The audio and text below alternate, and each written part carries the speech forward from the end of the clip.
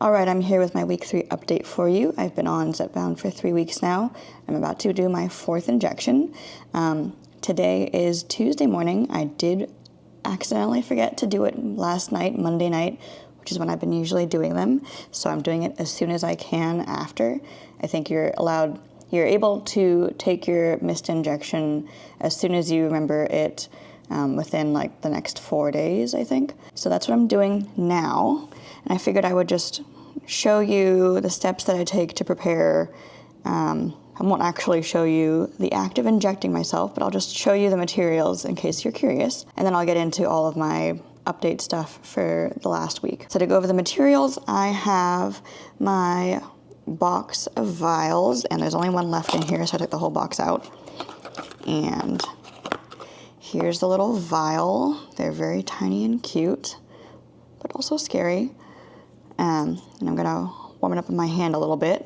That was one of the tricks that I learned about when I was researching Zepbound, is that it's to reduce the pain of the injection. One thing you can do is to warm up your dose as opposed to injecting yourself with the fridge temperature dose.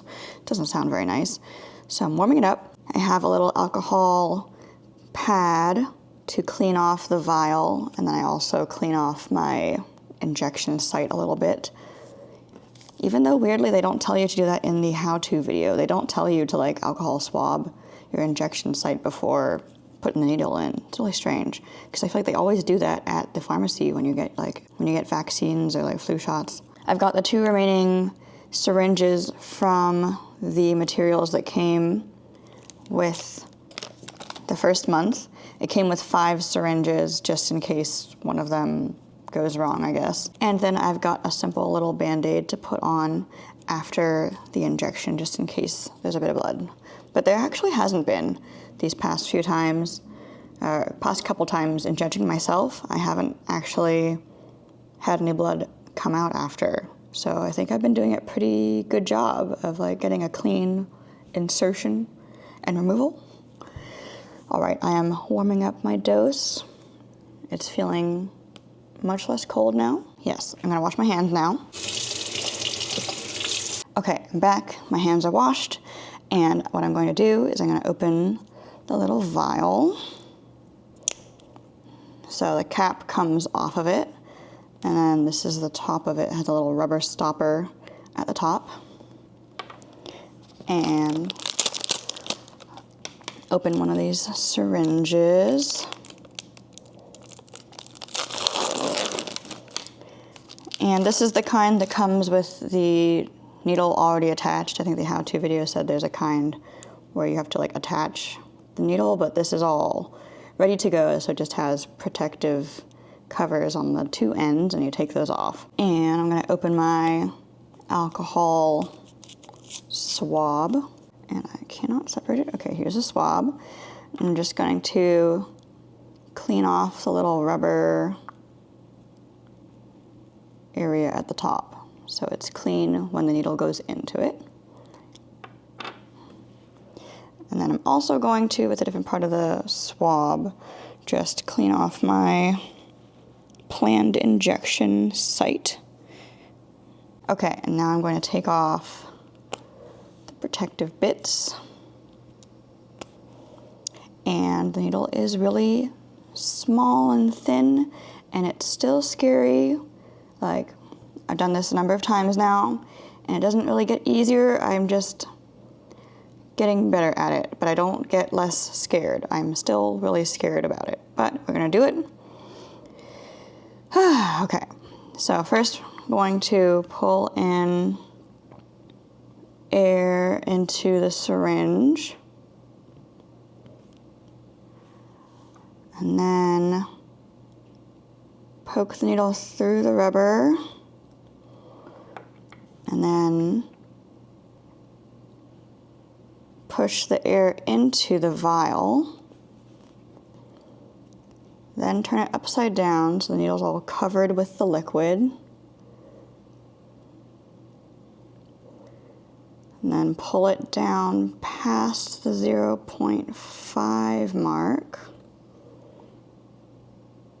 So now I'm taking in the dose into the syringe. And then they say if you have any air bubbles, you can tap them out. I don't really see that many. There's just like a tiny air bubble at the very, right on the stopper, and that often happens, and I can never get that air bubble to go anywhere, so yeah, it's not going anywhere. Okay, and then I push the stopper back up to the 0.5 mark. And then take it out of there, and the needle is ready to go. Still terrifying, still scary. Also, forgot to add, I have my sharps container right here, ready to go to put my syringe in as soon as I'm done. Okay, I'm gonna do my injection now, and I'm not gonna show it on camera because that's a little much, but I'll be right back to talk after. Okay, just did my injection. Not gonna lie, that was a little bit more painful. I don't know why. Ooh, I feel like that was more painful than the previous times, so I don't know if I'm just getting worse at it. I feel like I did the same thing, but it kind of hurt this time. But yeah, it's all over with. I just dropped the syringe into here, and it has this really nice lid. The syringe just drops right in with the weight of it as soon as you put it there, so you don't have to touch it at all to get it into the bin. Yeah, and then I'm left with all of this stuff and like the vial, all of the bits, everything can just be thrown out now. Okay, how has this past week been? It's been all right. The heartburn side effect is still kind of continuing for me, although it's definitely not as bad as last week for the most part. But there was one instance where it was much worse. So last Thursday, the 31st of July, I had a really bad episode of like heartburn, and it felt like also reflux. It just felt like things were really threatening to come up and out. And this just came up randomly at the end of the night. I hadn't like eaten anything specifically that triggered this. I did just have a sip of water, and then this came on pretty quickly. And I could just feel stuff right at the back of my throat coming up, wanting to come out. I didn't let it come out. I hate throwing up. That's like one of my least favorite things in the world. Probably even lower than injecting myself and like needle stuff. I hate throwing up, and I will do whatever I can to avoid it. So I did not let anything come out. I swallowed all that stuff back down. I think I had a bit more water a few times to help get things back down. But this like reflux feeling kind of came up a few times. There were a few waves of it, like it would come up and then it would subside, it would come up again. And yeah, that night was a little rough. But I think after probably half an hour or so, it subsided completely and it got better, and then I was able to get ready for bed and go to sleep okay. But that was like a weird, unpleasant event that happened. In terms of other side effects, the hot flashes that I was talking about in the last video, I think, those are like pretty much gone actually. They're much improved. So maybe that wasn't medication related, I don't know. But I think I'm back to normal in that sense. I'm not like getting super hot flash sweaty all of a sudden when I first wake up. The fatigue also is not noticeable. I think it was just like the first few days. Yeah, fatigue levels have still been normal for me. And then there were some days where I thought that my number 2 situation was getting a little less loose, and I was kind of optimistic about that just because I hate the metformin type side effects. But it didn't last very long, and I think my average situation is still very much metformin related. So I have been noticing that my clothes are fitting a little bit differently. Things are a little bit less tight, things are fitting a little more nicely, and that could partly be because I've been playing tennis recently. I've been playing in a tennis league, so I've been doing more cardio than before also. Could be partly due to that, and it also could partly be medication related. It hasn't been very long, so I'm not going to use any like before after photos type thing at this time.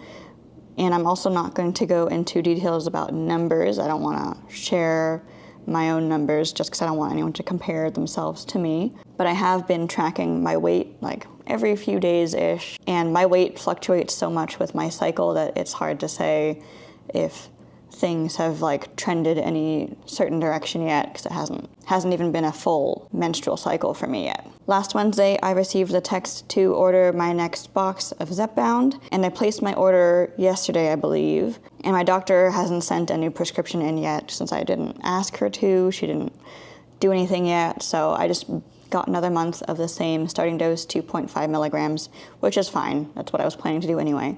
And I will be letting her know soon that I would like to get the next dose up for the next month, I'm thinking. I think after these 2 months, I'll be ready to go up to 5 milligrams. And I'm getting the Zepbound through Lilly Direct, so I'm paying out of pocket for it.